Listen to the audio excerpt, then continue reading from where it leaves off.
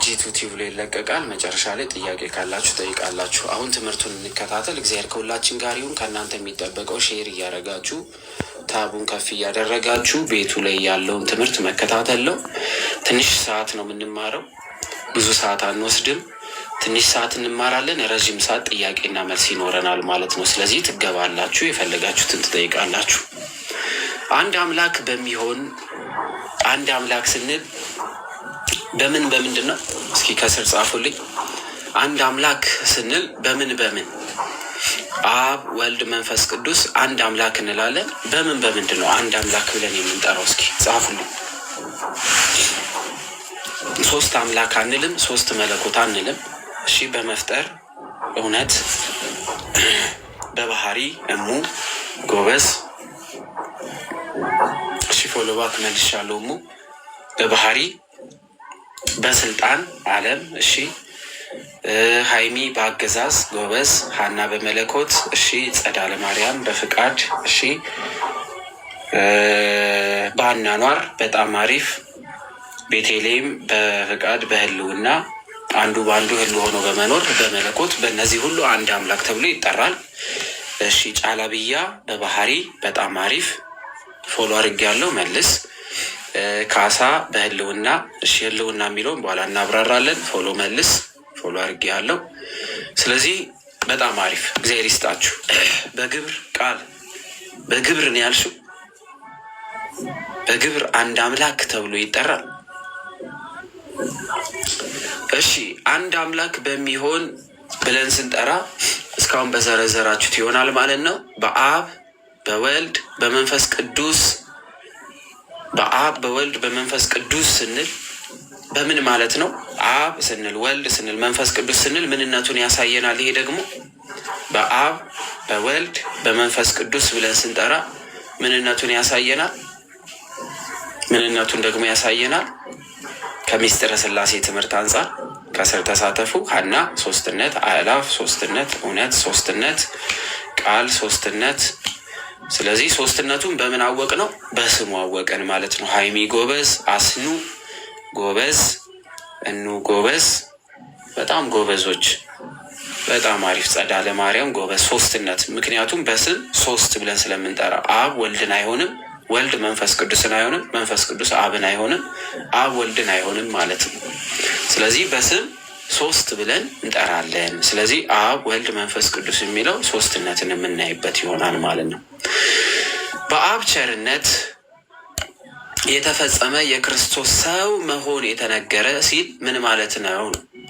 እያያችሁ ፒዲኤፉንም ማሰምርበትን። እሺ፣ በአብ ቸርነት የተፈጸመ የክርስቶስ ሰው መሆን የተናገረ በማለት ያስቀምጣል። በአብ ቸርነት ወልድ ሰው ሆነ ስንል በአባቱ ፍቃድ፣ በራሱ ፍቃድ፣ በመንፈስ ቅዱስ ፍቃድ፣ በአብ አሳቢነት። አብ በልብ ያስባል፣ ወልድ በቃል ይናገራል፣ መንፈስ ቅዱስ ያጸናል። እና አብ በልቡ ያሰቡን የሰው ልጆችን ሁሉ ለማዳን ወልድ ደግሞ በተግባር ፈጽሞታል። እና በአብ ቸርነት ሲል አብ የፈቀደው ሁሉ የወልድና የመንፈስ ቅዱስ ነው። እና አባት የሆነ እግዚአብሔር አብ፣ አስገኚ የሆነ እግዚአብሔር አብ የሰው ልጆች ሁሉ ለማዳን አንድያ ልጁን ወደዚህ ምድር ልኮታል። እና በአብ ቸርነት ተብሎ የተጠቀሰው ለዚህ ነው ማለት ነው። ስለዚህ በአብ ቸርነት እዚህ ጋር ስንመለከት የአብ ቸርነት ሲል አብ ቸር ነው፣ ወልድና መንፈስ ቅዱስ ቸር አይደሉም ማለት ሳይሆን የአብ አሳቢነት፣ ሀሳብ ከልብ ይነሳል። አብ ልብ ነው ብለናል፣ ወልድ ቃል ነው ብለናል፣ መንፈስ ቅዱስ ሰራጺ ነው፣ ህይወት ነው ብለናል፣ እስትንፋስ ነው ብለናል።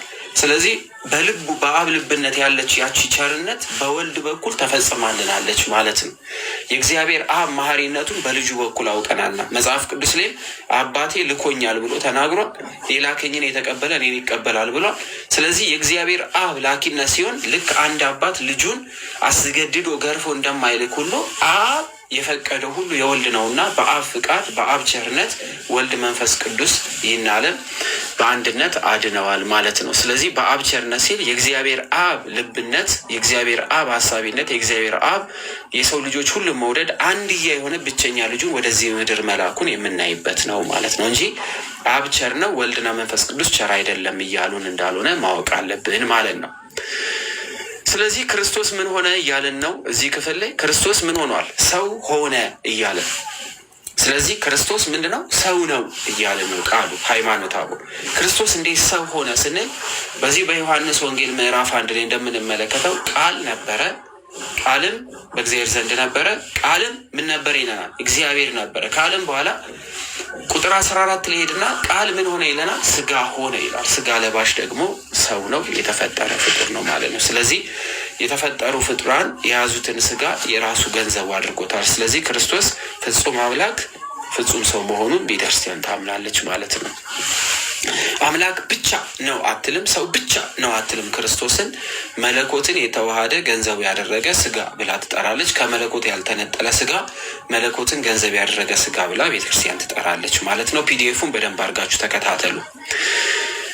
ስለዚህ ይህንን ስለ ክርስቶስ ሊነግረን የተዘጋጀው በዚህ በቃለ ግዝት፣ በነገራችን ላይ እዚህ ጋ ያለችዋን ቃለ ግዝት የምትሏን ያሰመርኩባትን ከላይ ያለችዋን ስትመለከቱ ይህ ክፍል ከሃጂ የሆኑ ሰዎችን የምናበጥርበት የምንለይበት፣ ሃይማኖት የሚያስክዱ ሰዎችን የምንለይበት፣ የቤተ ክርስቲያን የሆነ መሰረታዊ ትምህርትን የምናውቅበት፣ ስለዚህ ትክክል ያልሆኑ ትምህርቶችን ደግሞ ኤክስ አድርገን የምንወጣበት ክፍል ነው ማለት ነው። ይህንን ትምህርት የማይቀበል ከዚህ በኋላ የምንሰማውን ትምህርት የማይቀበል ካለ ይህ ከክርስቶስ ትምህርት ውጪ ነው። ስለዚህ ኤክስ ይሆናል ማለት ነው፣ ከቤተ ክርስቲያን ይወጣል። ስለዚህ አንድ ሰው ሃይማኖት ካድ የሚባለው ከዚህ በኋላ የምንሰማቸውን ትምህርቶች የማይቀበል ከሆነ አልቀበል የሚል ከሆነ ይህ ሰው ከክርስቶስ ስራ፣ ከእግዚአብሔር አብ ስራ፣ ከመንፈስ ቅዱስ ስራ ውጪ ነው፣ ሐዋርያት ካስተማሩትም ትምህርት ውጪ ነው እንላለን ማለት ነው።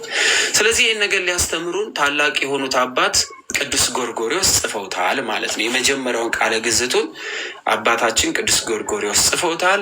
12 ክፍል ነው። ይሄ ክፍል 12 ክፍል አለው ማለት ነው።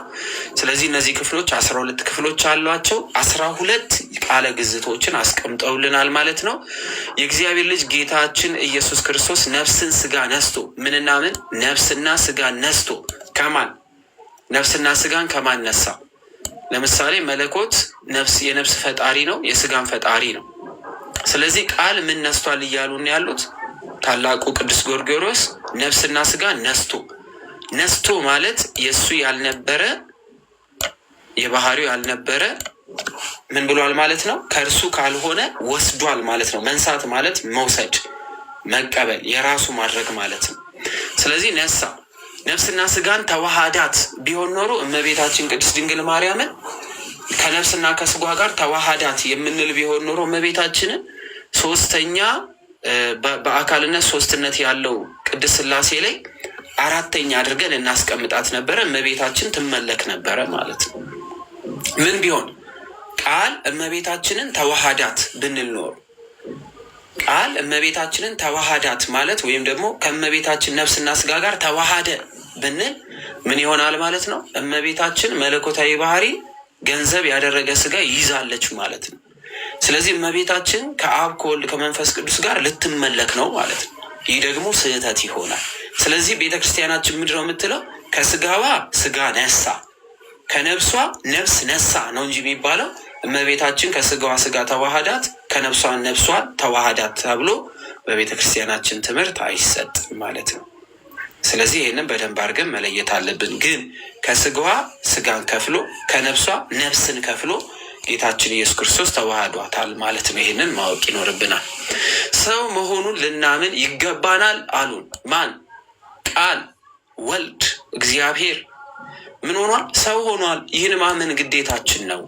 ይህን የማያምን ቢኖር ስህተት ሰርቷል። እንዴት አምላክ ሰው ይሆናል ብሎ የሚጠይቅ ቢኖር ይህ ሰው በስህተት ጎዳና ይሄዳል ማለት ነው። ስለዚህ አምላክ ምን ሆኗል? ሰው ሆኗል።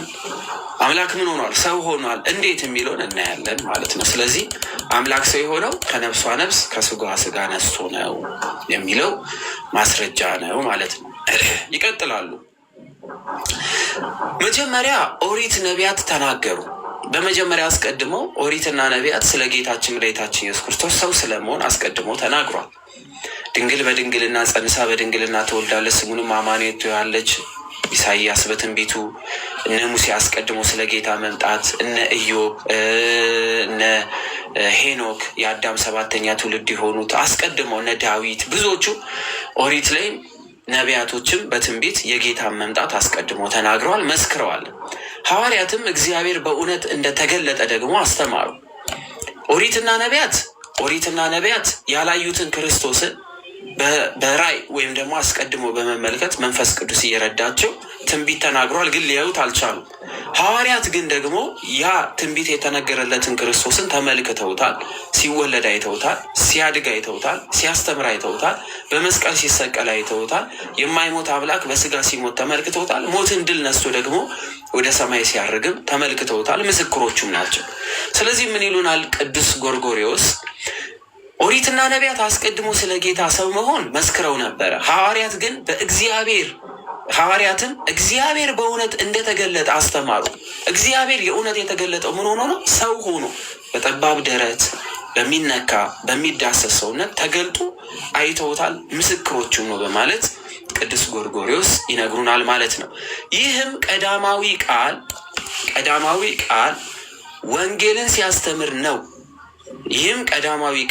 ወንጌልን ሲያስተምር ነው። በዚህ ዓለም የተገለጠውን ክርስቶስ የሚክድ አልተገለጠም በማለት ያስቀምጣል። ስለዚህ ቀዳማዊ ቃል የተባለ ቃል ዓለምን ፈጥሯል። ቃል ከእግዚአብሔር አብ ዘንድ ነበረ። በመጽሐፈ ምሳሌ ምዕራፍ 8 ላይ ስንመለከት ተራራ ሳይመሰረቱ ምንጮችም ሳይፈልቁ የምድር የመጀመሪያው አፈርም ሳይሰራ በፊት እኔ በእግዚአብሔር ዘንድ ነበርኩ ብሎ መጽሐፈ ምሳሌ ላይ እንደተናገረ ከሁሉ በፊት አስቀድመ ወለድከኝ እንዳለ፣ እንዲሁም በዮሐንስ ወንጌል ምዕራፍ 17 ላይ ዓለም ከመፈጠሩ በፊት በነበረኝ ክብር አክብረኝ እንዳለ፣ የዮሐንስ ወንጌል ምዕራፍ 5 ላይም እንዳየነው፣ እንዲሁም የዮሐንስ ወንጌል ምዕራፍ 1 ጀምሮ ቃል ነበረ፣ ቃልም በእግዚአብሔር ዘንድ ነበረ፣ ቃልም ራሱ እግዚአብሔር ነበረ፣ ያ ቃልም ሰው ሆነ፣ ስጋ ሆነ በማለት እንደተናገረ ሁሉ ቃል አስቀድሞ የነበረ ደግሞ ዓለምን አሳልፎ የሚኖር አልፋና ኦሜጋ መሆኑን ማመን መቻል አለበት። ይህንን የሚክድ ቢኖር የተወገዘ ይሆናል ማለት ነው። ውግዝ ነው። ቃል ኢየሱስ አይደለም ካለ ወይም ደግሞ አስቀድሞ ያልነበረ ነው፣ እኛ ያየነው ከማርያም ከተወለደ በኋላ ነው እንጂ ቅድመ ልደት የለውም ብሎ የሚል ቢኖር ይህ ሰው የካደ ነው። ዓለምንም አልፈጠረም ቃል ብሎ የሚክድ ካለ ይህ ሰው ውግዝ ነው ማለት ነው። ስለዚህ ክርስቶስ በእኛ በነሳው ስጋ እንደተገለጠ፣ ከእኛ በነሳው ስጋ ማለት እመቤታችን የእኛ ወገን ናት፣ የዳዊት ወገን ናት፣ የሰው ወገን ናት፣ የአዳም ልጅ ናት። ስለዚህ ከእኛ ብለን ማውራት እንችላለን። ክርስቶስ እኛን ሆነ ማለት እንችላለን። ክርስቶስ እንደኛ ሰው ነው ብለን መናገር እንችላለን። ክርስቶስ ፍጹም ሰው ነው፣ እኔን ይመስላል፣ መልኩ የኔ ነው፣ ባህሪው የኔ ነው ብለን ስለ ክርስቶስ ልንናገር እንችላለን ማለት ነው። ስለዚህ ስጋን እንደተገለጠ የማያምን ሰው ቢኖር ውግዝ ይሁን። ምን ያላለ? ጌታ ኢየሱስ ክርስቶስ ሰው ነው። ቃል አስቀድሞ የነበረ ዓለምን የፈጠረ ከአብ ጋር እኩል የሚመለክ ከመንፈስ ቅዱስ ጋር እኩል የሚመለክ ያ እርሱ ሰው እንደሆነ የማያምን ቢኖር ይህ ሰው የተወገዘ ይሁን በማለት ያስቀምጣል ማለት ነው ታላቁ አባታችን ቅዱስ ጎርጎርዮስ ማለት ነው። ከዛ ወዲያ ማስረጃ ያስቀምጣሉ። ዘዳግም ምዕራፍ 18 ቁጥር 15 ላይ መመልከት እንችላለን ብሎ ያስቀምጣሉ። ስለዚህ ሃይማኖተ አበው የምታነቡ ቤተሰቦቻችን እነዚህ ክፍሎች እነዚህ አባቶቻችን በእያንዳንዱ ለምሳሌ እዚህ ቁጥር 2 ላይ ለሰጡት መልስ ማጣቀሻ አድርገው ያስቀመጡት ይሆናል ማለት ነው። እነዚህ አሁን የማሰምርባቸው ክፍሎች አሁን ላነበብነው ክፍል መልስ ናቸው ማለት ነው። መልስ ነው። ምን ክርስቶስ ሰው ሆኗል የሚለውን ይኸው ከነዚህ ክፍሎች ማየት ትችላላችሁ ብሎ ያስቀምጣሉ። ለምሳሌ ሮሜ ምዕራፍ 3 ቁጥር 22ን እንመልከት እስኪ። ሮሜ ምዕራፍ ለምሳሌ ወደ ሮሜ ሰዎች የተላከ መልእክት ምዕራፍ 3 ከቁጥር 22 ላይ ማየት እንችላለን። ከቁጥር 22 ላይ እንደዚህ ይለናል። እርሱም ይለናል ለሚያምኑ ሁሉ የሆነ በኢየሱስ ክርስቶስ በማመን የሚገኘው የእግዚአብሔር ጽድቅ ነው፣ ልዩነትም የለምና በማለት ይናገራል። ስለዚህ ጌታ ኢየሱስ ክርስቶስ ልናምንበት የሚገባ እውነተኛ ሰው ስለመሆኑ ቅዱስ ጳውሎስ ይናገራል ማለት ነው። በኢየሱስ ክርስቶስ በማመን ክርስቶስን ምን ብለው ነበረ ማመን የተሳናቸው ማለት ነው። እንደዚህ ራቅ ላድርግላችሁ። ክርስቶስን ምን ብለው ነበረ ማመን የከበዳቸው ማለት ነው። ሰው የሆነው ክርስቶስ አምላክ መሆኑን ማወቅ አልቻሉም ነበር። ስለዚህ ይህም የሕግ ስራ በመስራት ስጋ የለበሰ ሁሉ በእርሱ ፊት ስለሚያጸድቅ ነው፣ ኃጢአት በሕግ ይታወቃልና። አሁን ግን በሕገ ነቢያት የተመሰከረለት ቅድም ምን አሉን ቅዱስ ጎርጎርዮስ? ነቢያት አስቀድሞ የተናገሩለት እንዲሁም ደግሞ በትንቢት የተነገረለት እርሱ ሰው ስለመሆኑ ሐዋርያት ደግሞ የመሰከሩለት ብሎ እንደተናገሩት ከሐዋርያቱ መካከል ከ12 ባይመደብም በደማስቆ የተጠራው ቅዱስ ጳውሎስ ለአሕዛቦች ሁሉ ሐዋርያ ይሆን ዘንድ አሕዛቦችን ሁሉ ያስተምር ዘንድ የተመረጠው ቅዱስ ጳውሎስ እንደዚህ በማለት መሰከረ። የእግዚአብሔር ጽድቅ ያለ ሕግ ተገልጧል። በማን? በልጁ በኩል። ስለዚህ እርሱም ማለት ለሚያምኑ ሁሉ የሆነ ነው። ስለዚህ ክርስቶስን በማመን የሰው ልጆች ሁሉ ወደ ዘላለማዊ መንግስት ይገባሉ እና በኢየሱስ ክርስቶስ በማመን የሚገኘው የእግዚአብሔር ጽድቅ ነው፣ ልዩነትም የለም። ሁሉ ኃጢአትን ሰርቷል፣ የእግዚአብሔር ክብር ጎሏቸዋል።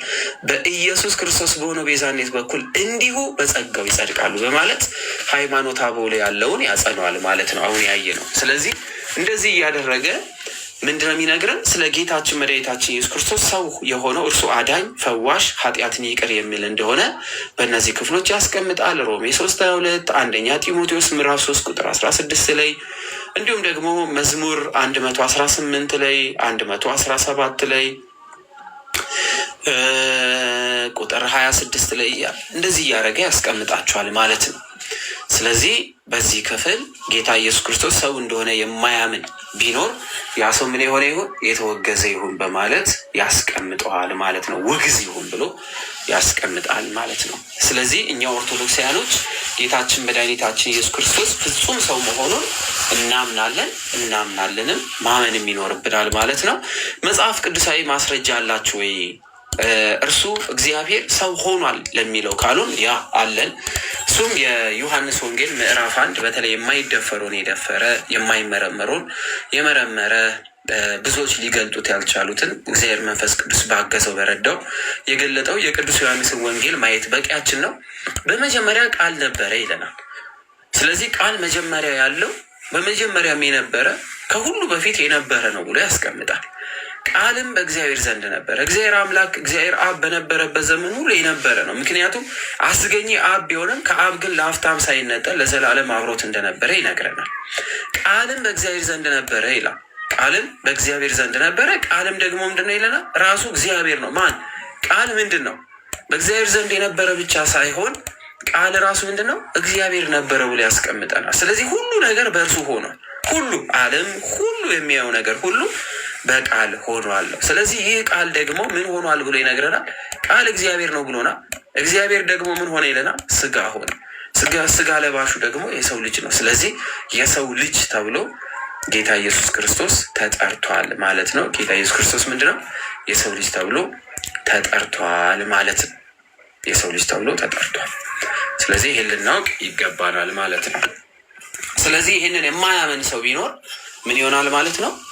ውግዝ ነው በማለት ታላቁ አባታችን ቅዱስ ጎርጎርዮስ ይህንን ነገሩን ማለት ነው። ይህን እያስተማሩን ያሉት ቅዱስ ጎርጎርዮስ ናቸው ማለት ነው።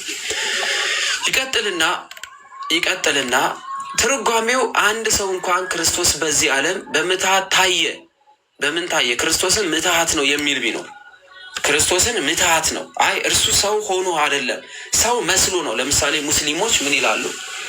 እስልምና ሃይማኖት የሚያስተምሩ ወንድሞቻችን እግዚአብሔር አምላክ ይግለጥላቸው። በእርግጥ ስለ እግዚአብሔር አምላክ ለማወቅ ስለ ክርስቶስ ለመመስከር ክርስቶስን የእውነት አምላክ ነው ጌታ ነው ብሎ ለመቀበል የእውነት የመንፈስ ቅዱስ ስጦታ ያስፈልጋል። ይህ ትምህርት ከህሊና በላይ ስለሆነ ሰው በአቅሙ ወይም በእምነቱ ደረጃ ያለውን ይመሰክራል።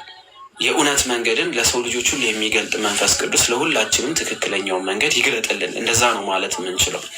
ስለዚህ ጳውሎስም አሳዳጅ ነበረ። ታውቃላችሁ፣ ክርስቶስን መቀበል የከበደው ሰው ብቻ ነው ብሎ ያምን የነበረ እና በእግዚአብሔር አብ ላይ አመፅ አድርጎ ይመለከተው ስለነበረ ክርስቶስን ያሳድድ ነበረ።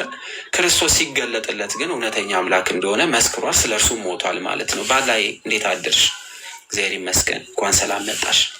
ስለዚህ ነቢይ ነው ግን እርሱ አልተሰቀለም በምትሃት ሆነ እንጂ በማለት አንዳንድ ትምህርቶችን ይሰጣሉ። እና ምናሉን ቅዱስ ጎርጎርዮስ እንደዚህ አይነት ትምህርትን የሚሰጡም ስለነበሩ ያደርገው የነበረው ነገር ሁሉ አስማት ነው ምናን ይሉ የነበሩ ሰዎች ስለነበሩ በወቅቱ ትርጓሜው አንድ ሰው እንኳን ክርስቶስ በዚህ ዓለም በምትሃት ታየ የሚል ቢኖር ፍጹም ሰው አልሆነም፣ ሰው መሰለ እንጂ ሰው ሆኖ አልተመላለሰም፣ ሰው አልሆነም የሚል ቢኖር ነው ቢኖር እንደምን ይሉታል? እንደምን ይላል? እንዴት ነው ሊል የሚችለው ይሉና በቤተልሔም የተወለደ እሱ ነው፣ ክርስቶስ በቤተልሔም ከማርያም አልተወለደም ወይ ብለው ይጠይቃሉ። ከዛ ወዲያስ 8ኛው ቀን ላይ በተፈጸመ ጊዜ ለመገረዝ የመጣው ስምዖን በክንዱ የታቀፈውስ ዘመዶቹን ያገለገለ ለወገኖቹ የታዘዘ በዮርዳኖስ ወንዝ የተጠመቀው በመስቀል ላይ የተቸነከረው በ3ኛው ቀን ከሙታን ተለይቶ የተነሳው እሱ ነው። ስለዚህ ይህን ሁሉ እንዴት በምታት ያደርገዋል ብለው ቅዱስ ጎርጎርዮስ ይጠይቃሉ ማለት ነው። ስለዚህ ጌታችን መድኃኒታችን ኢየሱስ ክርስቶስ ተገርዟል። ግን ተገረዘ ስንል ግን ልክ አሁን ወንድ ሕፃን ልጆችን እንደምታስገርዙት ያለ መገረዝ አይደለም። ስለዚህ ጉዳይ ለማወቅ የጥር ስንክሳር ቁጥሩን ጥር ስንክሳር 22 ላይ ወይ 3 ላይ ካልተሳሳትኩ፣ እስኪ መምህራን ከስር ካላችሁ አስታውሱኝ። የጥር ስንክሳር ላይ ታገኙታላችሁ። 3 ላይ ይመስለኛል ካልተሳሳትኩ። ስለዚህ ጥር ስንክሳር 3 ላይ ስለ ጌታችን መድኃኒታችን ኢየሱስ ክርስቶስ መገረዝ በደንብ አድርጎ ያብራራል ማለት ነው። ያለ ደም መፍሰስ፣ ያለ እጅ ማረፍ፣ ጥር 6 ታንኪዩ በጣም ሜልዬ የጥር 6ቱ ስንክሳር ላይ በደንብ አድርጋችሁ ማየት ትችላላችሁ ማለት ነው። እጅግ ድንቅ በሆነ ረቂቅ በሆነ መገረዝ ተገርዟል ማለት ነው። እንዴት ያለ ደም መፍሰስ፣ እንዴትስ ያለ ምላጭ ማረፍ ተገረዘ ልንል እንችላለን ስንል ያለ ወንድ ዘርስ ተወልዶ የለ እንደ ጌታ ኢየሱስ ክርስቶስ? የትኛው ፍጡርስ ነው ያለ ወንድ ዘር ሊወለድ የሚችል? ስለዚህ ጌታችን መድኃኒታችን ኢየሱስ ክርስቶስ ሰው ከሚወለድበት ሰው ከሚረገዝበት ውጪ ያለ ወንድ ዘር ተረግዞ ተወልዷል አይደለ? በመንፈስ ቅዱስ ኃይል ሁሉ የእሱ ነው፣ ሁሉም ማድረግ ይችላል። እና ስለዚህ እንዴት ነው ያለ ደም መፍሰስ ሲል ደም የሚፈሰው አንድ ጊዜ ብቻ ነው የጌታ እሱም በመስቀል ላይ ስለሆነ ጳውሎስም እንዳለው አንድ ጊዜ በተደረገ የደም መስዋዕት ወይም ደግሞ አንድ ጊዜ በተደረገ የደም ቤዛነት የሰው ልጆች ሁሉ ወደ ዘላለም ሕይወት ገብተዋል እንጂ ክርስቶስ 2 ጊዜ ደሙን አላፈሰሰም። ያኔ ደም ፈሶ ቢሆን ኖሮ ለሰው ልጆች ሁሉ ሲል የማይደም አምላክ በስጋ ደም ብለን ልንናገር እንችል ነበረ። ስለዚህ ጌታ ኢየሱስ ክርስቶስ አንድ ጊዜ ባፈሰሰው ደም የዘላለም ሕይወት አግኝተናል እንጂ 2 ጊዜ በፈሰሰ ደም አይደለም። ስለዚህ ይሄ መሰረት በማድረግ የጥር 6 ስንክሳር ላይ በደንብ አድርጎ ያብራሯል ማለት ነው። ስለ ክርስቶስ መገረዝ ግን ማመን መቻል አለብን። ክርስቶስ ተገርዟል። አዎ። ለምሮ ክርስቶስ መገረዝ ያስፈለገው በአዲስ ኪዳን መገረዝ የአዲስ ኪዳን መቀላቀል ምሳሌ እንዳልሆነ ክርስቶስ አስተምሯል። እነ ጳውሎስም በመገረዝ አይደለም የእግዚአብሔር መንግስት የሚወረሰው በጥምቀት እንጂ ብለው አስተምረዋል። እና ክርስቶስ ታዲያ ለምን ተገረዘ ስንል ራሱ ክርስቶስ ከሕግ በታች ሆኖ ይመራ ስለነበረ እና ክርስቶስ ባይገረዝ ኖሮ ወይም ደግሞ ግርዘትን ባይፈጽም ኖሮ ለሙሴ ሕግ ባይገዛ ኖሮ ወደ አይሁድ ምኩራብ ገብቶ ማስተማር አይችልም ነበረ። እንደ ካህጂ እግዚአብሔርን እንዳልተቀበለ በእግዚአብሔር መንግስት ላይ እንዳመፅ አድርገው ህዝቡ ይቆጠር ስለነበረ ጌታ ኢየሱስ ክርስቶስ ከኃጢአት በስተቀር ከሕግ በታች ሆኖ ሁሉን ነገር እንደፈጸመ ጳውሎስም በላከው መልእክት ላይ ጽፎላቸዋል ማለት ነው። ስለዚህ ምሳሌ የሆናቸው ዘንድ ለሕግ መገዛት እንዳለባቸው እንከን እንዳይገኝበትና የመጣበትን ዓላማ ሰዎች እንዳያስቱት ሰው ስለሆነ እንደ ሰውነቱ የሙሴን ሕግ ተቀብሏል። እስራኤላዊ ከአይሁድ ወገንም ከይሁዳ ነገድም ስለሆነ ሕግን መጠበቅ ስለነበረበት ክርስቶስ ሕግን ጠብቋል ማለት ነው። ስለዚህ ክርስቶስ ተገርዟል ወይ? አዎ ብለን መልስ እንመልሳለን። ግን ያለ ደም መፍሰስ ድንቅ በሆነና ረቂቅ በሆነ መንገድ ተገርዟል ማለት ነው። ከአካሉም ወድቆ ወደ መሬት የወደቀም ነገርም የለም። ለምን ስንል እመቤታችን ቅድስት ድንግል ማርያም በድንግልና ጸንሰዋለች፣ በድንግልና ወልደዋለች። አንድ ሴት በድንግልና ልትጸንስ ትችላለች። ምናልባትም እንዴት በድንግልና ልትጸንስ ትችላለች ካለን የወንድ ዘር ወደ ሰውነቷ ቢገባ ያለምንም ግንኙነት የወንድ ዘር ብቻ ውስጧ ቢገባ ትጸንሳለች፣ ታረግዛለች ማለት ነው። ነገር ግን ያለ ወንድ ዘር ግን በድንግልና ግን መውለድ አትችልም ማለት ነው። ስለዚህ አንድ ሴት ልጅ በምትወልድበት ሳሌ ድንግልናዋን ታጣለች።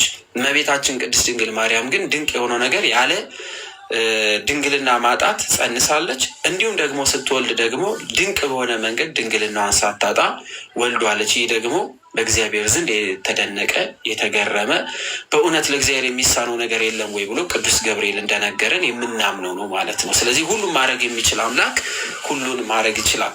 አንድ ሰሞን ላይ ከአካሉ የወደቀውን ታመልካላችሁ ሲሉ ስለነበረ ከክርስቶስ አካል የወደቀ ከክርስቶስ አካል ተቆርጦ መሬት ላይ ወድቋል የሚባል ምንም ነገር የለም።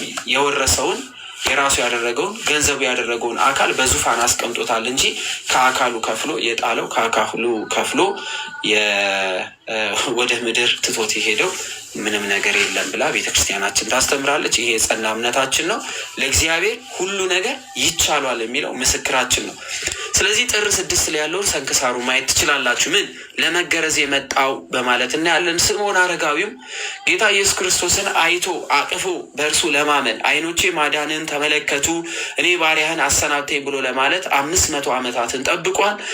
ስምዖን አረጋዊው የኢሳያስን ትንቢት የተረጎመ የጻፈ ከሰባዎቹ ይቆጠራል፣ ግን 73 ነበሩ። 3ቱ በመንገድ ሞተው ነበረ እያሉ ይዘረዝሯቸዋል። ስለዚህ ትርጓሜ ሲተረጉሙ የኢሳያስ የትንቢት ክፍል የደረሰው ነበረ። ድንግል በድንግልና ጸንሳ በድንግልና ትወልዳለች ስሙንም አማኑኤል ትሏለች የሚለውን ክፍል ማመን የተሳነው መቀበል የተሳነው ይህ እንዴት ሊሆን ይችላል? አንድ ሴት በድንግልና ልትጸንስ ትችላለች፣ ግን እንዴት ነው አንድ ሴት ግን ደግሞ የምትወልደው በድንግልና?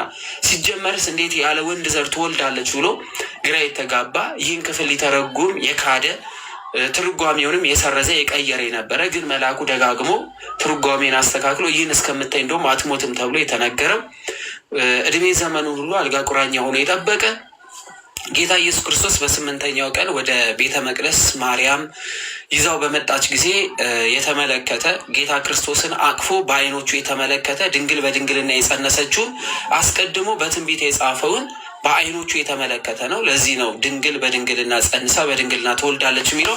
በዓይኖቹ ስለተመለከተ ክርስቶስንም አቅፎ ግንባሩን ከሳመ በኋላ እኔ ባሪያን ከዚህ በኋላ አሰናብተኝ፣ የዚህ ምድር ኑሮ በቃኝ፣ ማየት የሚገባኝን አሳይተኛል፣ ከዚህ በኋላ በዚህ ምድር መኖር አልፈልግም ብሎ ሊያየው በማየት ሊያምን የጓጓለትን ክርስቶስን ተመልክቶ አቅፎ ስሞ ሞትን የለመነ መሆኑን ማየት እንችላለን ማለት ነው። ስለዚህ ስምዖን በክንዱ የታቀፈው ብሎ የተናገረው 500 ዓመታትን የጠበቀ መሆኑን በዚህ ማወቅ ይኖርብናል ማለት ነው።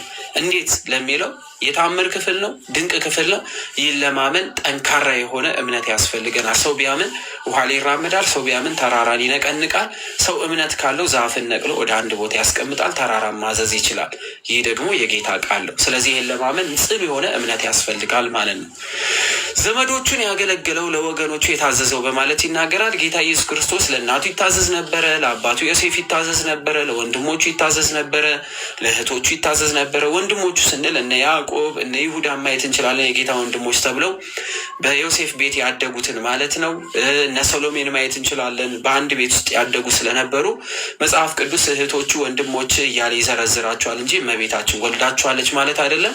ሁላችን እዚህ ውስጥ ያለን በጌታ በክርስቶስ ወንድም እንባባላለን፣ ግን ሁላችንም የአንድ እናት አባት ልጆች አይደለንም። በክርስቶስ በኩል አንድ እንሆናለን። ስለዚህ የአክስት ልጆች፣ የዮሴፍ ልጆች፣ የተለያዩ ዘመዶች በአንድ ቤት አድገዋልና ብዙ እህቶቹና በጣም ብዙ ወንድሞች ብለው በአካባቢ ይኖሩ የነበሩ ሰዎች ይናገራሉ። ወገኖቹም ተብለው ይጠራሉ ማለት ነው። ስለዚህ ወገን የተባሉት ከይሁዳ ነገድ የተቆጠረ የዮሴፍ ልጅ የዳዊት ልጅ ተብሎ ይጠራ ስለነበረ ብዙ ወገኖች እንዳሉት ያስቀምጣል ማለት ነው። ስለዚህ በ3ኛው ቀን ከሙታን ተለይቶ እንደተነሳ የተቸነከረው በ3ኛ ቀን ከሙታን ተለይቶ የተነሳው እሱ ነው። ስለዚህ ክርስቶስ ሰው የሆነ በምትሃት ነው በአስማት ነው የሚል ካለ ምን ያለ ይሁን አሉ ቅዱስ ጎርጎርዮስ። ምን ያለ ይሁን አሉ? የተወገዘ ይሁን። ክርስቶስ ሰው አልሆነ ምትሃት ነው የሚል ካለ፣ አምላክ ሰው አልሆነም የሚል ቢኖር፣ በአስማት ነው በምትሃት ነው የሚል ካለ ይህ ሰው ምን የሆነ ይሁን? የተወገዘ ይሁን። ስለዚህ እንደዚህ የተሳሳተ ትምህርት የሚያስተምረን ካለ ያ ሰው ምንድን ነው ማለት ነው? ውግዝ ነው። 2 የመጀመሪያው ምን አየን? ክርስቶስ ሰው አልሆነም የሚል ቢኖር እሱ ምን የሆነ ይሁን? የተወገዘ ይሁን። ሁለተኛው ደግሞ ምን አሉን? ክርስቶስ በምትሃት ነው ሰው የሆነው እንጂ እርሱ ፍጹም ሰው አይደለም የሚል ቢኖር ያ ሰው ምን ይሁን? የሆነ የተወገዘ ይሁን። ሁለተኛው ውግዘት አየን ማለት ነው። ሁለተኛው ውግዘት ተመለከትን። ሌላው ስለ እሱም እሱ በልቡ እንደተቆረቆረ በነፍስም እንዳዘነ በስጋ እንደታመመ የተነገረ ይህንንም ሕመም ወንጌላውያን እንዳንዳቸው ገልጠዋል፣ አስረድተዋል። የተረዳች ፍጽምት የምትሆን የክርስቶስ ሕመሙን እናውቅ ዘንድ ዳግመኛ ሰው ሆነ። በዚህም ዓለም እንደተወለደ በሰው መካከል እንደተለወጠ ከኃጢአት ብቻ በቀር በስራ ሁሉ እንደመሰላቸው ይታወቅ ዘንድ አምላክ እንደመሆኑ በቤተልሔም በስጋ የተወለደ በሰማይ ያሉ መላእክት ፈጣሪያቸውን እንደሆነ አወቁት። እሱ በጨርቅ ተጠቅልሎ በበረት ተጥሎ ሳለ በሰማይ ለእግዚአብሔር ምስጋና ተገባው፣ በምድርም ለሰው ነፃነቱ ሊሰጠው እርቅ ተጀመረ እያሉ አከበሩት፣ አመሰገኑት ብሎ ያስቀምጣል። ስለዚህ ጌታ ኢየሱስ ክርስቶስ አልታመመም፣ አምላክ አይታመምም እና የእኛን ሕመም አልታመመም የሚል ቢኖር እርሱ ሕፃን ነው፣ አምላክ አልሆነም። ስለዚህ ሲጠመቅ የአምላክ በረከት በእሱ ላይ አደረ እንጂ ሲወለድ አምላክ አልነበረም የሚል ቢኖር፣ መላእክት በሰማይ የሰው ልጅ በምድር አመሰገኑት የሚለውን ክፍል የማይቀበል ቢኖር፣ ክርስቶስ በስጋ በነፍስ ታመመ ብሎ የማይናገር ቢኖር፣ አምላክ በስጋ ለሰው ልጆች ሲል ሞተ ተብሎ የማይናገር ቢኖር፣ እርሱ ስለ ሰው ልጆች ሁሉ መከራን፣ ግፍን፣ ስደትን ተቀበለ ብሎ የማይናገር ቢኖር፣ ይህ ሰው ምን የሆነ ይሁን? የተወገዘ ይሁን። የተወገዘ ይሁን። ምንም አይል ከሆነ እነዚህን ሁሉ የማይቀበል ከሆነ አምላክ ለሰው ልጆች ብሎ የተቀበለው መከራ፣ ስቃይ ሁሉ የማይቀበል የማያምን ቢኖር ይህ ሰው ምን የሆነ ይሁን? ውግዝ ይሁን በማለት አባታችን ያስቀምጣሉ። በናዝሬት እንዳደገ አምላክ እንደመሆኑ በሚያስተምራቸው መካከል ተገለጠ። እነዚህም ይማሩ ከትምህርቱም የተነሳ ያደንቁ ነበረ። ሰው ለመሆኑ የመጣበት ዘመን ለማግኘት ጥንቱ አይደለም። ሰው ስለሆነ ጥንትነቱን ማወቅ አልቻሉ። ደግሞ ጥንት ነው ጥንት አይደለም ደግሞ እንዳንለው ደግሞ መለኮት ገንዘብ ያደረገው ስጋ ነው። አባቶች ሲናገሩ ምን አሉ? ስለዚህ ጥንትነት የሌለው ስጋ ጥንት ሆነ፣ መለኮትን ገንዘብ አድርጓልና። ጥንትነት የነበረው መለኮት ደግሞ ዘመን ተቆጠረለት። ምን? ስጋን ገንዘብ አድርጓልና። በስጋ ምክንያት ዘመን ቆጠርንለት። ዘንድሮ ስንተኛው ልደት ነው የምናከብረው የክርስቶስን? እስኪ ንገሩ። ስንተኛው ልደት ነው የምናከብረው? አሁን የፊታችን ድምቅ አድርገን የምናከብረው ልደት ስንተኛው? እስኪ ቁጠሩ። ለክርስቶስ ዘመን ይቆጠርለት። ስንተኛ ነው? ስንተኛ ነው? ስንተኛ ዘመን ነው? አሁን ምን ስንተኛ ልደት ልናከብር? 2018 ሰው ከሆነ 2018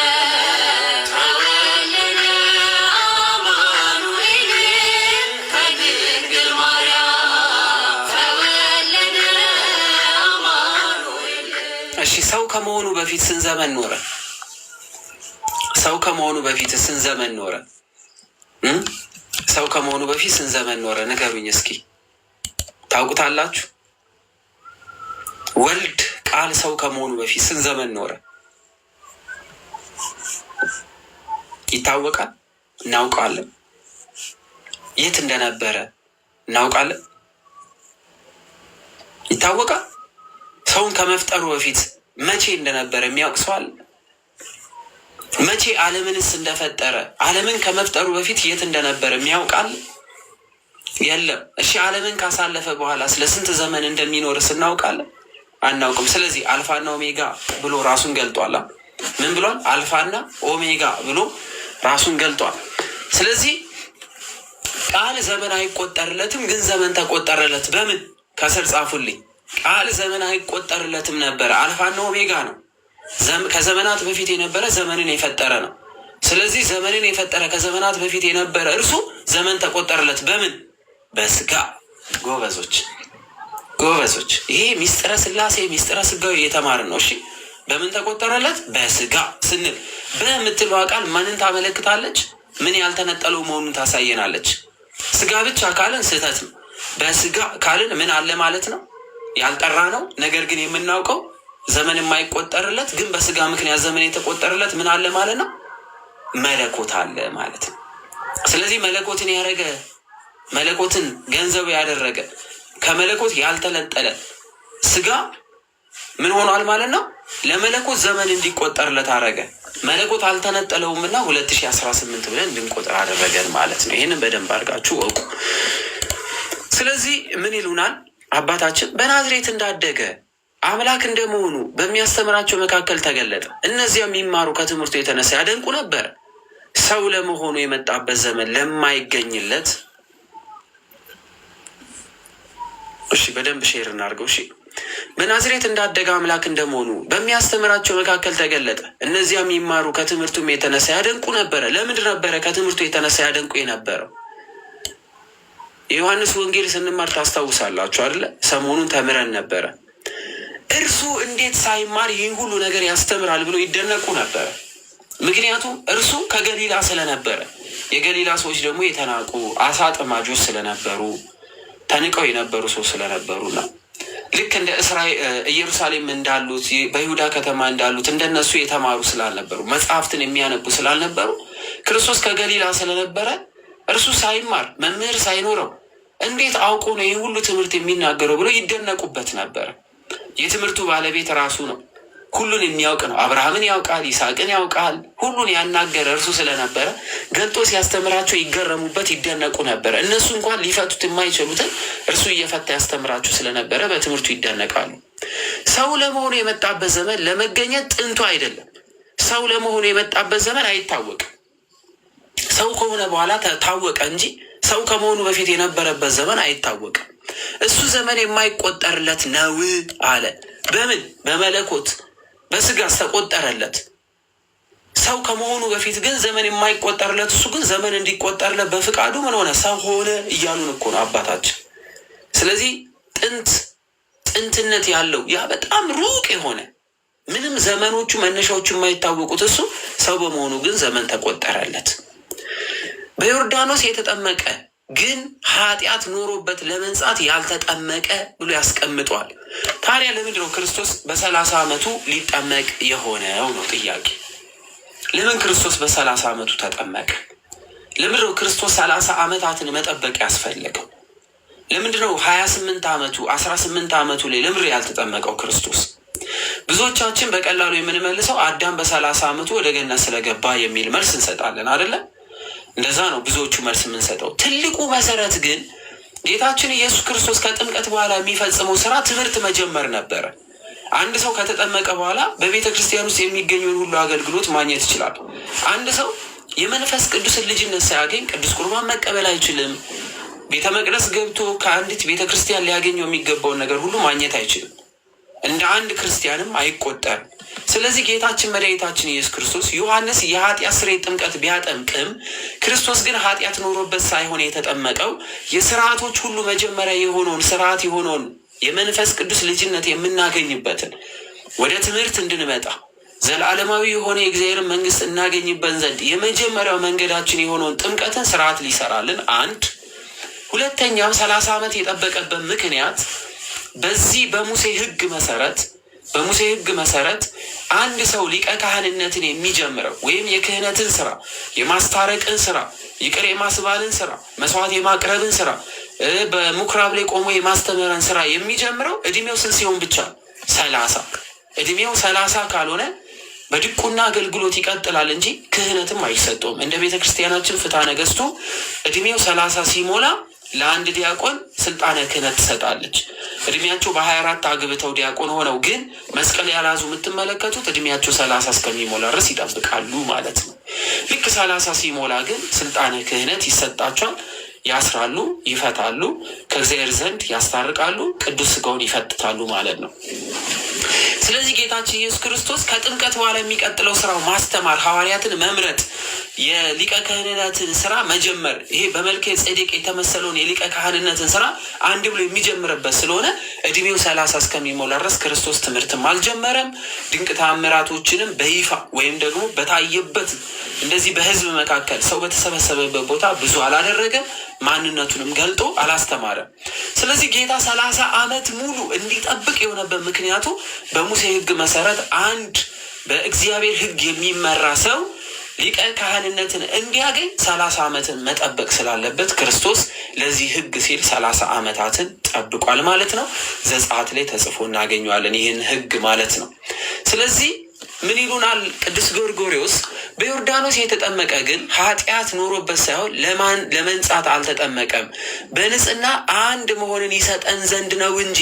ስለዚህ ያነጻን ዘንድ በእርሱም ዳግማዊ ልጅነትን እናገኝ ዘንድ ይህን ስርዓት ሰርቶልናል። ስለዚህ ይሄ ክርስቶስ የሰራው ስርዓት ወይም ደግሞ ይሄ ክርስቶስ የመሰረተው መሰረት ጳውሎስ ምን ብሎ አስተምሮታል? እንየው። ሮሜ ምዕራፍ 6 እየያዛችሁ ሮሜ ምዕራፍ 6 ከቁጥር 3 ጀምሮ እንመልከት። በጥምቀት የምናገኘው ትልቁ መሰረት ክርስቶስ የሰራው ስራ እንደዚህ አለ።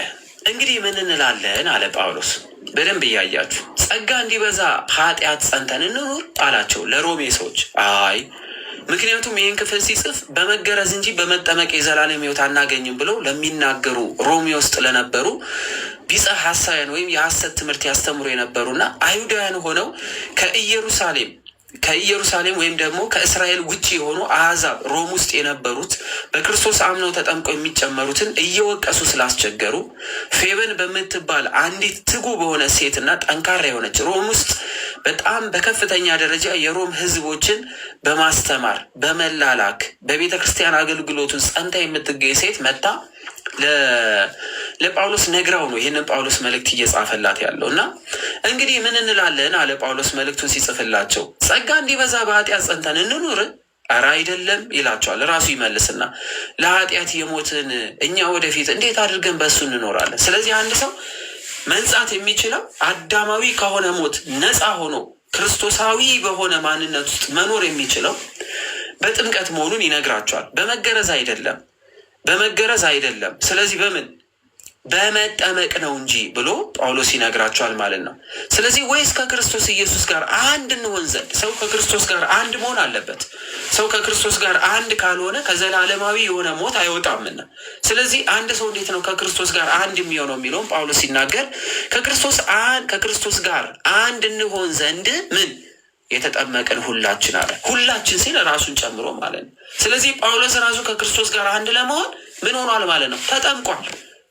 ስለዚህ ሁላችንም ከክርስቶስ ጋር አንድ እንሆን ዘንድ ተጠምቀናል። ሰው ከክርስቶስ ጋር አንድ ካልሆነ አይድንም። ከክርስቶስ ጋር አንድነት ከሌለው የዘላለም ሕይወት የለውም። ስለዚህ ጳውሎስ ምን አለ? ከክርስቶስ ጋር አንድ እንሆን ዘንድ ሁላችን ምን የተጠመቅን አለ። ስለዚህ በጥምቀት ከክርስቶስ ጋር አንድ ሆኗል። ለምን ተጠመቁ? ጥምቀት ለምን ያስፈለገው?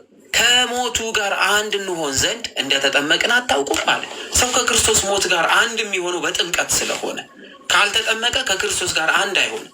ክርስቶስን ቢያምን ነገር ግን ደግሞ ይህን ትእዛዝ ባይፈጽም እንዴት አድርጎ ከክርስቶስ ጋር አንድ ይሆናል? እምነት መሰረት ነው። ነገር ግን ጥምቀት ግን መሰረታዊ የሆነ ሊተገብረው የሚገባ ትእዛዝ ነው፣ ከክርስቶስም የተሰጠ ትእዛዝ ስለሆነ። ስለዚህ ከሞቱ ጋር አንድ እንሆን ዘንድ እንደተጠመቅን አታውቁም እንዲህ አለ ጳውሎስ። ከክርስቶስ ሞት ጋር አንድ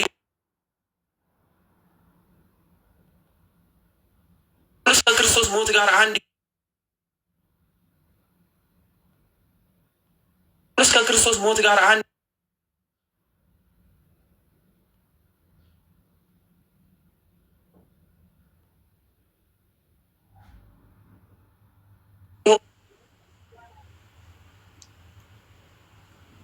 ይሰማል። ቤተሰብ በደንብ ኮፒ ሊንክ እናድርገው። ካልተሰማችሁም ንገሩ።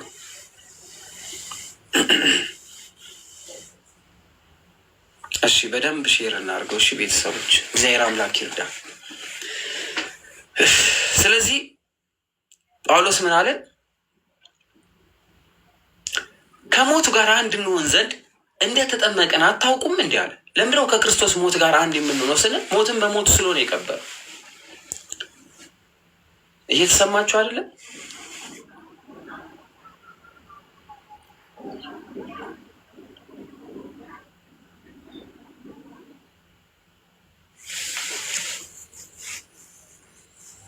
ይሰማላ? እሺ፣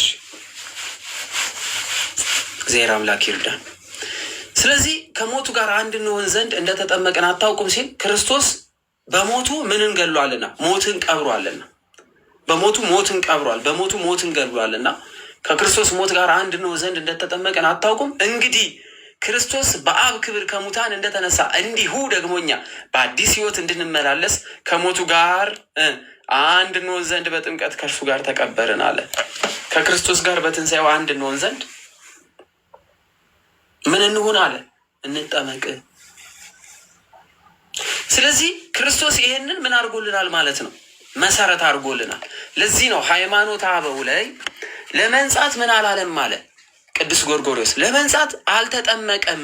ምክንያቱስ ዮሐንስ ያጠምቅ የነበረው ጥምቀት ከኃጢአት እንነጻበት ዘንድ የኃጢአት መንጻትን እንጂ ልጅነትን የሚያሰጥ ጥምቀት ስላልነበረ ዮሐንስ ያጠምቅ የነበረው ጥምቀት ክርስቶስ የተጠመቀው ከኃጢአት ለመንጻት ሳይሆን ኃጢአት የሌለበት በባህሪ ንጹሕ የሆነ ስለሆነ ታዲያ ለምድር የተጠመቀው ሲል በንጽህና አንድ መሆንን ይሰጠን ዘንድ ከማን ጋር ነው አንድ የምንሆነው? ይቅርታ፣ ከማን ጋር ነው አንድ የምንሆነው? አሁን ጳውሎስ ምን አለን? ከማን ጋር አንድ እንደሆንን አለ። ያው ቅዱስ ጎርጎርዮስ ደገሙት። አይ ለመንጻት አይደለም ክርስቶስ የተጠመቀው ምን እንሆን ዘንድ ነው አለ። አንድ እንሆን ዘንድ ከማን ጋር? ከክርስቶስ ጋር። ምክንያቱም ጳውሎስ ነገረና ከክርስቶስ ጋር አንድ ነው ዘንድ ከምንና ከምኑ ጋር? ከሞትና ትንሣኤው ጋር። ስለዚህ ይሰጠን ዘንድ ነው እንጂ ፈተና የማይገባው እርሱ በምድረ በዳ ተፈተነ። አብነት የሆነን ዘንድ ነው በምድረ በዳ የተፈተነው። ክርስቶስ ከተጠመቀ በኋላ መንፈስ ቅዱስ ወደ በረሃ ይዞት ወጣ። የማይፈተን አምላክ በማን ተፈተነ? በሰይጣን ተፈተነ። በፈታኙም ዘንድ ይህን ይገልጥ ዘንድ ድል መንሳቱም በእውነት ታወቀ። ስለዚህ እኛ በምድር ላይ ፈተና እንዳለብን እንጸና ዘንድ ድል እንደምንነሳ እኛ በሃይማኖት ከጸና እግዚአብሔር አምላክን ይዘን እርሱን መንገድ አብነት አድርገን የምንሄድ ከሆነ ድል እንደምንነሳ ሊያሳየን የማይፈተን አምላክ ተፈተነ ብለው ቅዱስ ጎርጎርዮስ ገለጡት ማለት ነው። ድል መንሳቱም በእውነት ታወቀ፣ ተረዳ። ስለዚህ እኔ ዓለምን ድል ነስቼዋለሁ፣ ድል ንሱ ብሎናል። እኔ ዓለምን ምን ብዬዋለሁ? ድል ነስቼዋለሁ። እናንተ ምን በሉ? ድል ንሱ። ማንን ምሳሌ አድርገን? እርሱን። ለዚህ ነው ቅዱስ ጳውሎስ እኔ ክርስቶስን እንደመሰልኩ እናንተ ደግሞ እኔን ምሰሉ አለ። ክርስቶስ ታስሯል፣ ጳውሎስ ታስሯል። ክርስቶስ ተገርፏል፣ ጳውሎስ ተገርፏል። ክርስቶስ ተሰዷል፣ ጳውሎስ ተሰዷል። ክርስቶስ እስከ ሞት ድረስ በአደባባይ ተጎትቷል፣ ጳውሎስ በአደባባይ ተጎትቷል። ክርስቶስ እየተዘዋወረ በሁሉ ቦታ ስለ ወንጌል አስተምሯል፣ ጳውሎስ በአሕዛብ መካከል ገብቶ አስተምሯል። ጌታ ኢየሱስ ክርስቶስ ከፍቅሩ የተነሳ ለሰው ልጆች ሕይወቱን አሳልፎ ሰጥቷል። የማይሞት አምላክ በስጋ ሞተ ተብሏል። ጳውሎስ ክርስቶስን ከመውደዱ የተነሳ በሮም አደባባይ አንገቱ ተቆርጧል። ስለዚህ እኔ ክርስቶስን እንደመሰልኩ እናንተን የምሰሉ ብሏል። እኛም ክርስቶስን እንድንመስል ጳውሎስን መምሰል መቻል አለብን። ስለዚህ ምን አለን ክርስቶስ? እኔ ዓለምን ድል ነስቼዋለሁና እናንተ ምን በሉ? ድል ንሱ ብሎ ለእኛ ትእዛዝ ሰጥቶናል። ስለዚህ ሞት የሚያስደነግጠን አይሆንም፣ መታሰር የሚያስደነግጠን አይሆንም። ማንን አብነት ካረግን? ክርስቶስን አብነት ካረግን ማለት ነው። ስለዚህ በአምላክነቱም አልተዋጋም። አምላክ ስለሆነ ነው አምላክነቱን ቢጠቀም ኖሮ ስለዚህ በምድር ላይ ሳለ መለኮታዊ ባህሪውን አልተጠቀመም የሚል የክህደት ትምህርት የሚያስተምሩ አሉ። አንዳንዶቹ ደግሞ ሰውነቱን ብቻ ነው በዚህ ምድር የተጠቀመው እንጂ አምላክነቱን አልተጠቀመም ደግሞ ይሉናል። በነገራችን ላይ ይሄ በጣም ከፍተኛ ክህደት ነው። መለኮታዊ ባህሪና ስጋ ባህሪ ሁለት ቦታ ከፍለው ክርስቶስ ሁለት ባህሪ ነው ያለው ብሎ መናገር በራሱ ክህደት ነው። በኋላ እናየዋለን። ስለዚህ በአምላክነቱ አልተዋጋም ሲል አምላክ ሆኖ ሳለ አምላክነቱን ተጠቅመው የሰው ልጆችን ሁሉ በቃሉ ማጥፋት የሚችል አምላክ በፍቅሩ የተነሳ ታግሷል። ስለ ሰው ልጅ ሲል ስለ አዳም ሲል መለኮታዊ ኃይሉን አልተጠቀመም። እንዴት? በመለኮታዊ ኃይሉ ማጥፋት የሚችል አምላክ ስለ ሰው ልጆች ሲል ምን ብሏል? ታግሷል ብለው አባታችን ሲናገሩ ነው። ለዚህ ነው የኔ ሰራዊትስ በሰማይ ነው ብለው ለጲላጦስ ጌታችን ኢየሱስ ክርስቶስ መልስ የሰጠው። እሺ ስጋው ሕማምን፣ ሞትን፣ ኃጢአትን ድል የምትነሳ እንደሆነች ሰው መሆኑን ያስረዳ ዘንድ ነው እንጂ። ምክንያቱ ስጋ ሕማምን፣ ሞትን፣ ኃጢአትን ድል የምትነሳ እንደሆነች ሊያሳይ ነው። ለምን ስንል ዲያብሎስ የሰው ልጅ በጠቅላላ ያዋረደው ከክብርም ዝቅ ያደረገው እግዚአብሔር አምላክ ከፈጠረው ፍጥረታት ሁሉ የተለየ አድርጎ የእጁ ስራ ያደረገው አዳምን ነው እና የአዳምን ስጋ አዋርዶታል። አዳምን ከክብር ዝቅ አድርጎታል። አዳም በእግዚአብሔር ፊት ሞገስ እንዲያጣ አድርጎ ስለነበረ እና ይህ የወደቀው ይህ የተዋረደው በእግዚአብሔር ፊት ዘውትር ሁልጊዜ ሰይጣን እየከሰሰው የሚያዋርደውን የሰው ልጅ ሰውነት ሊያከብር ሰው ሆነ። ስለዚህ ስለ ሰውነት ክብር ይህ ሰውነት ኃይል እንዳለው፣ ጸጋ እንዳለው፣ ክብር እንዳለው ልጅነቱን ሊመልስ ክርስቶስ ስለ አዳም ብሎ ሕማምን ታገሰ እንጂ ሞትስ የሚገባው ሆኖ አይደለም ብለው ቅዱስ ጎርጎርዮስ ይናገራሉ ማለት ነው። ክርስቶስ ሞተ ስንል በስጋ ነው። እርሱም የሰው ልጆችን ጸጋና ክብር ይመልስ ዘንድ የማይሞት አምላክ እስከ ሞት ድረስ ዝቅ ብሎ እንደታዘዘ፣ ሞት ግን ቁልፏ በእጇ እንደሌለ፣ ሞት ድል እንደተነሳችም መጽሐፍ ቅዱስ በደንብ አድርጎ ይነግረናል። ስለዚህ የሰው ልጅን ከመውደዱ የተነሳ እንደሚሸለት በግ ዝም ብሎ እስከ ሞት ድረስ እንደተነዳ እናያለን ማለት ነው። በሔዋን ምክንያት ኃጢአት ወደዚህ ዓለም እንደገባች ይለናል ቅዱስ ጎርጎርዮስ። በሔዋን ምክንያት ሞት ወደዚች ዓለም ገባ ሲለን ቅዱስ ጎርጎርዮስ ሔዋን ምግብን ባትበላ ኖሮ እና አምላክ መሆንን ባትፈልግ ኖሮ ለሰው ልጆች ወይም ለአዳም ያንን በለስ አትሰጥም ነበረ። ስለዚህ ሞት በማን በኩል ወደዚህ ዓለም ገብቷል? በሔዋን በኩል ገብቷል። በአዳም በኩል ገብቷል። ሔዋን ሞትን ወደዚች ምድር አምጥታለች። በሴት ልጅ ምክንያት ሞት ወደ ዓለም ገብቷልና በዚህም ኃጢአት ምክንያት ሞት በሰው ሁሉ ላይ እንደሰለጠነ ይሉናል ቅዱስ ጎርጎርዮስ። ሞት በሰው ልጆች ላይ ሁሉ ሰለጠነ ሲሉን ምን ማለት ነው? ሞት በሰው ልጆች ላይ ሁሉ ሰለጠነ ሲል ምን ማለት ነው ስንል እዚህ በኦሪት ዘፍጥረት ምዕራፍ 3 ላይ አዳም አትብላ የምልህን ነገር የምትበላ ከሆነ ሞት ያገኛል፣ የማትበላ ከሆነ ግን ሕይወት ይኖራል ብሎ ክርስቶስ አዞት ነበረ። አንዳንድ ሰዎች አንዳንድ ጥያቄ ያነሳሉ። ጌታ ኢየሱስ ክርስቶስ እግዚአብሔር አምላክ ሁሉን የሚያውቅ ከሆነ ለምንድን ነው በዛች ገነት ውስጥ አዳም እንደሚሞት እያወቀ ያቺን በለስ ያስቀመጣት ብለው ጥያቄ ያነሳሉ። ስለዚህ አዳም እንዲሳሳት መጀመሪያውን እግዚአብሔር አምላክ ፈቅዶ ነበረ ብለው የራሳቸውን የሆነ ፍልስፍና ይዘው ይነሳሉ።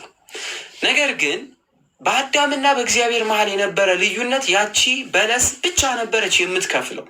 ለምን ስንል እንደ መልኩ እንደ ባህሪው የሰው ልጅ ፈጥሮታልና፣ እንደ ባህሪያችን ሲል ከአራቱ ባህሪያት ተፈጥሯልና እሳትነት፣ ውሃነት፣ መሬትነት፣ ንፋስነት።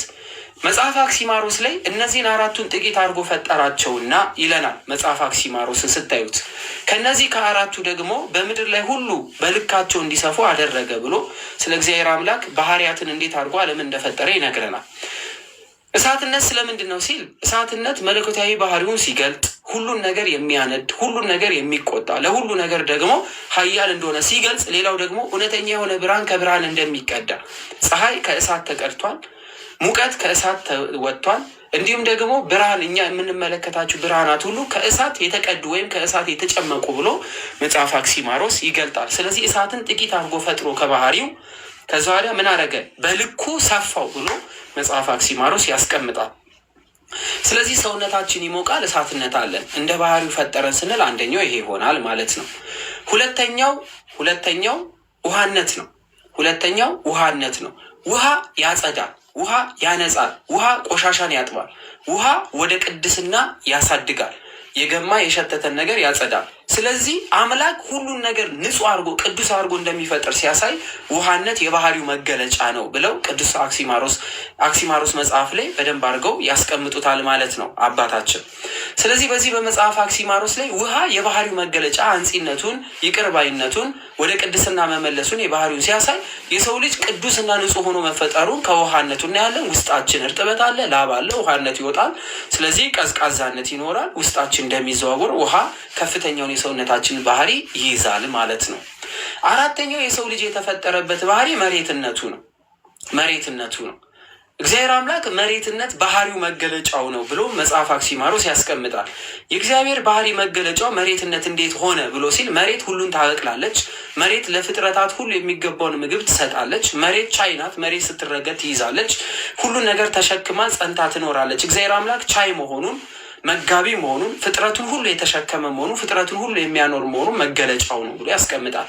ስለዚህ የሰው ልጆች ሁሉ ቻይ እንዲሆን እንደ እግዚአብሔር አምላክ በባህሪው የሚችል የሚታገዝ እንዲሆን ተደርጎ አፈርነቱ ከአፈር ተሰርቷል ብሎ መጽሐፍ አክሲማሮስ ያስቀምጣል። ሌላው ንፋስነት ነው። ንፋስ ገለባን ከዘር ይነጥላል። ገለባውን ለብቻ ያደርጋል፣ ዘርን ደግሞ ለብቻ ያስቀምጣል። እግዚአብሔር አምላክ በኃጢአተኛና በጻድቃን ላይ እውነተኛ ፈራጅ መሆኑን የሚያሳይበት የባህሪው መገለጫ ነው ብሎ መጽሐፍ አክሲማሮስ ይገልጧል ማለት ነው። ስለዚህ የሰው ልጆች ኃጢአትን እንዲጸየፍና መልካም የሆነውን ነገር እንዲለይ ተደርጎ ተፈጥሯል። ሌላው አምላክን የመሰልንበት ሶስቱ ደግሞ የነፍስ ባህሪያቶች ናቸው።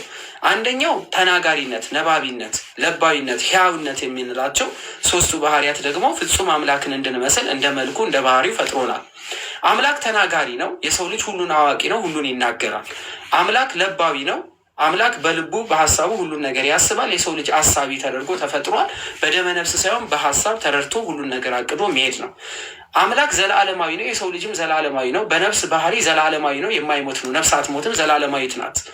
ስለዚህ ከአራቱ የስጋ ባህሪያትና ከሶስት የነፍስ ባህሪያት ተፈጥረን ፍጹም ሰባት ሆነን በሰባቱ ባህሪያት ጸንተን ፍጹም አምላክን እንድንመስል ተደርጓል። ለዚህ ነው እንደ መልካችን እንደ ባህሪያችን የሰው ልጅ እንፍጠር ብሎ በዚህ በዘፍጥረት ላይ እግዚአብሔር አምላክ የተናገረው። ስለዚህ ምንድነው ይህ ሁሉ እንድንል ያደረገን ስንል በዚህ በመጽሐፈ ሃይማኖተ አበው ላይ በዚህችም ኃጢአት ምክንያት ሞት በሰው ሁሉ ላይ እንደሰለጠነ እንደዚሁ ደግሞ እግዚአብሔር ቃል የእመቤታችን የማርያም ስጋ በመዋሃዱ ኃጢአት ጠፋች ብሎ ያስቀምጣል። አንድ ሚስጥር በደንብ አድርገን እንመልከት። ሞት ወደዚህ ዓለም በሔዋን ምክንያት መጣ። የሰው ልጅ ደግሞ ተስፋው ደግሞ በዳግማዊቷ ሔዋን በማርያም በኩል ወደዚህ ዓለም መጣ። አዳም ሔዋን ያቀበለችውን ዕፀ በለስ ወይም ደግሞ ፍሬ በልቶ ሞት መጣበት። እንዲሁም ደግሞ የሰው ልጆች ደግሞ እመቤታችን ቅድስት ድንግል ማርያም ወልዳ የሰጠችንን የዘላለም የሆነ ሕይወትን በልተን የዘላለም ሕይወት እናገኛለን።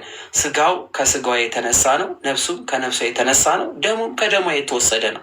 ስለዚህ ሔዋን ለአዳም ወይም ለሰው ልጆች ሁሉ አባት ለሆነ ለአዳም ዕፀ በለስን ሰጥታለች። እመቤታችን ደግሞ መድኃኒትን ወልዳ መድኃኒትን ሰጥታለች። ስለዚህ ቅዱስ ጎርጎርዮስ ሞት በሔዋን ምክንያት ወደዚህ ዓለም ቢመጣ ትንሣኤና ሕይወት ደግሞ በእመቤታችን በኩል ለሰው ልጆች ተሰጠ ወይም ደግሞ ሞት ጠፋችልን ብሎ ያስቀምጣል። ስለዚህ እመቤታችንን ሲገልጡ ምክንያተ ድህነት፣ ለመዳናችን ምክንያት፣ ለሰው ልጆች ሁሉ ወደ ቀደመ ክብር መመለስ ማረፊያ የሆነች ማይደረ መለኮት እማ አምላክ መድኃኒትን ያስገኘች መድኃኒትን የወለደች የፀሐይ እናት ተብላ እመቤታችን ትጠራለች ማለት ነው።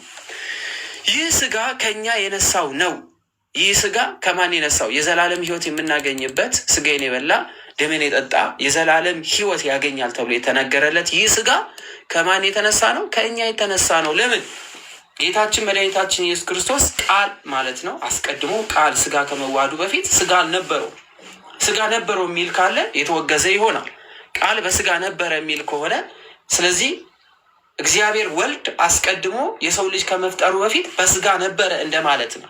ስለዚህ ስጋ አልነበረው፣ መንፈስ ነው። የማይዳሰስ የማይነካ የማይሰፈር የማይለካ የማይቆጠር ነው። ስለዚህ የማይለካ የማይሰፈር የማይቆጠር የማይዳሰስ እዚህ ያለ እዚህ የለም ተብሎ የማይነገር ይሄ መለኮት ስጋ ነበረው ብሎ መናገር አይቻልም። ስለዚህ ስጋ የተዋሃደው ከእመቤታችን ሲወለድ ስለሆነ በስጋ ነበረ ብሎ ስለ ክርስቶስ መናገር አይቻልም። ስለዚህ ይሄ የዘላለም ሕይወት የሚሰጠውን ስጋ ከማን ነሳ ስንል ከእመቤታችን ነሳ እንላለን። ስለዚህ አሁን በልተን የምንድነው የእመቤታችንን ስጋ ነው ወይ ካልን ደግሞ ይሄም ስህተት ይሆናል። ለምን ስንል የእመቤታችንን ስጋ በልተን ዳንን ካልን ክርስቶስ የነሳው ስጋ ገንዘቡ ያደረገው ሳይሆን እስካሁን ድረስ ተበድሯት ነው የሚል ይሆናል ማለት ነው። ስለዚህ በመስቀል ላይ የተሰቀለው የማርያም ስጋ ነው ማለት አይቻልም። ያ ስጋ የማን ነው? የእግዚአብሔር ወልድ የቃል ስጋ ነው። እመቤታችን ተሰቅላ ዳናችን ማለት አንችልም። ያን ስጋ ከማርያም ቢነሳው ከነሳበት ሰዓት አንስቶ የወልድ ስጋ ሆኗል። መለኮትን ገንዘብ ያደረገ ስጋ ሆኗል። ስለዚህ መለኮትን ገንዘብ ያደረገ ስጋ ነው የያዘው እንጂ ያ ስጋ የማርያም ስጋ ነው ማለትም ስህተት ይሆናል ማለት ነው።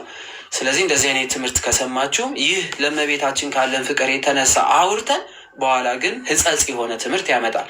ያ ስጋ የእመቤታችን ስጋ ነው ካልን የእመቤታችን ስጋ ሕይወት የሚሰጥ ከሆነ ቃል ስጋ መሆን አያስፈልገውም፣ ወልድ ወደ ምድር መምጣትም አያስፈልገውም ነበረ ማለት ነው። ስለዚህ ይሄም ከሃይማኖት አንጻር ማወቅ አለብን። ኦርቶዶክስነት ምንድን ነው? መጠንነት ነው። ኦርቶዶክስነት ምን ያስፈልጓል? መጠን ያስፈልጓል። ክርስትና ምን ያስፈልጓል? መጠንነት ያስፈልጓል። ስለዚህ በመጠኑ መረዳት አለብን ማለት ነው እንጂ አስፍተን አርቅቀን አንቦርቅቀን ስንሄድ ከሃይማኖት እንወጣለን ማለት ነው። ስለዚህ ኦርቶዶክስነት መጠንነት ነው። ይህንም በጣም ልናውቅ ይገባል ማለት ነው። ስለዚህ ስጋ ከኛ የነሳው ነው ሲል ከእመቤታችን ነስቶታልና ኃጢአትን የሚያላየው የሚያላማ ዲያብሎስን በስጋው ምን ብሎታልና ድል ነስቶታል። ከማን በነሳው? ከእመቤታችን በነሳው ስጋ መለኮትን በተዋሃደ ስጋው ገንዘቡ ባደረገው ስጋው የሰው ልጆችን በሚመስል በዛ በመልኩ ድል ነስቶታል።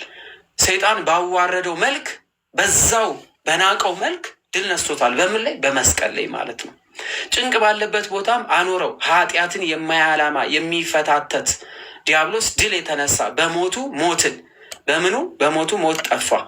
ስለዚህ ከክርስቶስ ሞት ጋር አንድ የምንሆነው ዘላለማዊ የሆነ ሞትን ድል ልንነሳ በስጋም በነፍስም የሞትን ሰዎች ድል ልንነሳ አዳማዊ ከሆነ ሞት ነፃ የምንወጣው ክርስቶስ ሞትን ድል በነሳልን በጥምቀት አንድ ስንሆን ነው። ስለዚህ አንድ ሰው አምኖ መጠመቅ ግዴታ ነው። ያመነ የተጠመቀ ይድናል ነው የሚለው። ያመነ ብቻ ሳይሆን አምኖ የተጠመቀ ይድናል ነው እና ስለዚህ አምነን መጠመቅ የሚያስፈልገን በሞቱ ሞቱን በትንሣኤው ከክርስቶስ ጋር አንድ እንሆን ዘንድ ነው። ስለዚህ በሞቱ ሞቱ ጠፋ፣ ቁራኛነትም አጠፋ፣ መንግስቱን ገፈፈው፣ ከዚህም በኋላ ዳግመኛ ሰልጥኖ አይኖርም ብለው ቅዱስ ጎርጎርዮስ ያስተምራሉ ማለት ነው። 11:45 ሆኗል። ስለዚህ ለዛሬ እዚህ ጋር እናቆምና ማታ ምሽት 12 ሰዓት ላይ ደግሞ ጥያቄና መልስ እየተጠያየቀ እንሄዳለን። ትምህርቱ ይቀጥላል። ሃይማኖተ አበው ቃለ ውግዘት ላይ ያለ ነው። የቅዱስ ጎርጎርዮስን 12ቱን ክፍሎች እየተመለከትን ነው የምንገኘው። ስለዚህ በርትተን እንድንማር የተማርነውን እንድናውቅ በእውቀት እንድንበረታ እንድንጠነክር እግዚአብሔር አምላክ ይርዳን። ከዚህ ሰዓት ጀምሮ ገስት መግባት የምትፈልጉ ካላችሁ አስገባችኋለሁ። ላስተማረን ለመከረን ለእግዚአብሔር አምላክ ስሙ የተመሰገነ ይሁን። የአባታችን የቅዱስ ጎርጎርዮስ በረከታቸው በሁላችን ላይ ይደርብን። የተማርነውን በልቦናችን ያሳድርልን። በእውቀት በጥበብ የምንመራ የእግዚአብሔርን መንግስት አብዝተን የምንፈልግ እንድንሆን የአባቶቻችን በረከት ከሁላችን ጋር ይሁን። መንፈስ ቅዱስ ያጽናን ያበርታል።